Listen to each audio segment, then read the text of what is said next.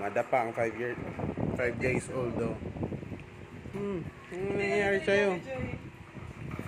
Nadapa siya. Kanina nakatagilid lang siya. Ngayon, nakadapa na siya. Oh. Mapa siya ng kusa, sarili niya. Hindi mo siya naharangan ng gungano. Si Nathan 3 months bago dumapa. Siya? 5 days. 5 days. Actually, may ngipin na po siya. Grabe itong bata. Ako eh. Baka natakpan yung ilong. Hindi lang tatakpan.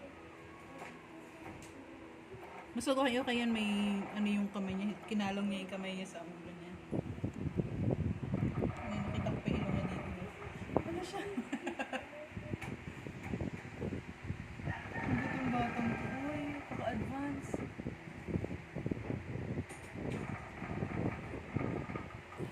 Nakita mo paano siya dumapa? Hindi, o dumapa na na. Dapa na, nakadapa na siya nung nakita ko. Ano lang? Makakita sa CCTV.